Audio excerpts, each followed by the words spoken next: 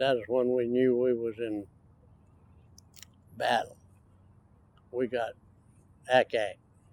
That is when the planes spread out. They didn't drop us where we were supposed to, but it was a good thing.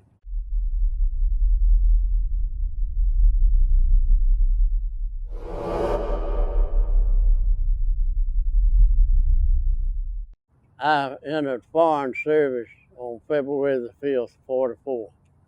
Wound up with the 4th squad, which was Malarkey squad, and it was mortars. And I was in the mortar squad all the time. We were supposed to go to 5th. General Eisenhower was out there with us. Then he left. So waited till the 6th. And he was back again. He left us a message that he wanted us to, told us had 8 hours to clear the beach.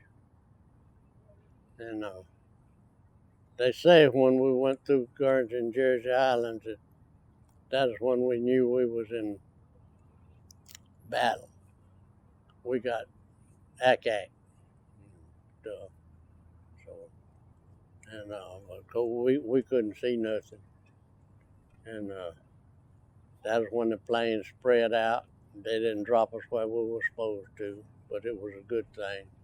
It didn't take long to get to the ground. And the planes were not together. And so they was going. And I thought afterwards that I saw my plane, company commander's plane, go by. But I was already on the ground, and it looked like it was just over the treetops going down. Never thought nothing about it being going to the ground, but it did. They was all killed, they say. So then I was by myself, and the moon was coming out from behind the clouds, just coming that way. And it was a pretty night. I had the base plate, and I don't know, I hurt my knee some way or another. I thought I hit a stump. But anyway, it just sort of swelled up on me. And I had the base plate and a folding stock carbine. That was my weapon. Malarkey had the bipod and tripod and the tube.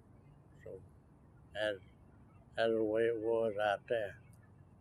We gathered pretty quick. Enough. And we found Mr. Winters. He was there. And Malarkey. Well, just most of us. Well, we were done whatever. But that night we guarded the roads and things. Whenever he picked out, he called 13 boys. He carried them to get the big guns.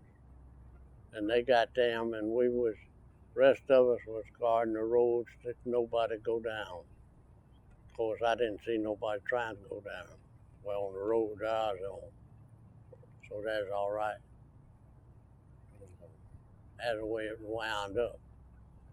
And whenever we got back and sort of talked every once in a while, well, there was 5 boys got captured, Germans. And one of them went to school with Malarkey in Seattle, Washington. And then we never knew what happened to the prisoners. So we went on, they took the prisoners the way they went. I don't know. Never did know which way they went, and didn't know what happened to him. It wasn't but, I don't know, the 18th of December, we loaded up in some trucks and went up to Bastogne. And I didn't know nothing about what was happening below, but we was told to hold that town, and that was our objective, and that's what we done. It was cold for a southern boy. I'm talking about way down. General McCullough was a general, and so he gave us a Christmas card, you might say, told us what we did, all that kind of stuff, and then he told us that the Germans wanted them to surrender, but he told them nuts, and so he gave us a paper with all that in it. We was relieved, and we went back towards Bastogne and went off the road in the thicket there and dug in. And by the time we got through digging in enough to sort of hit the ground, and instead of knee-deep snow, they told us they had to go and clean out 3 towns. One of them I never can think of, and the other 2 was Foy and Norwell. So they got that, and we was going, and we was playing along and going.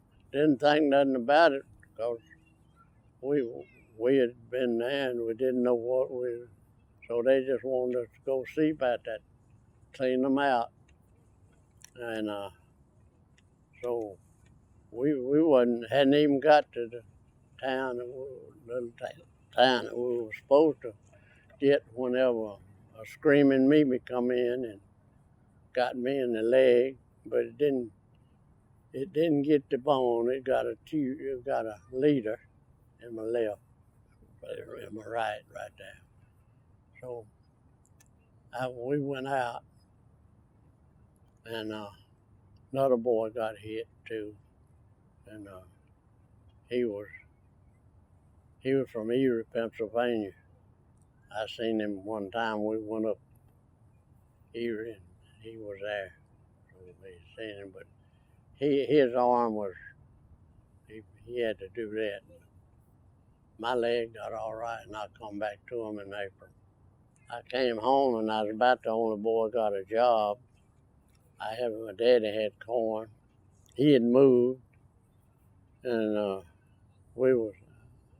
he was back. He was born and raised back where he came. We was renters in 410 acres, so he couldn't have nothing. He couldn't get enough help so he moved, come on back, and I bought him a place up in what we call Sandyland. We were raised in the prairie in the mud, and so we helped him. He had a little corn patch, and my other brothers beat me home, so I was the last one. So we got the corn out. I got a job on the road, just working road work, driving truck, hauling gravel, driving a cat, ditching, first one thing to another. If I was trying to do something, they always said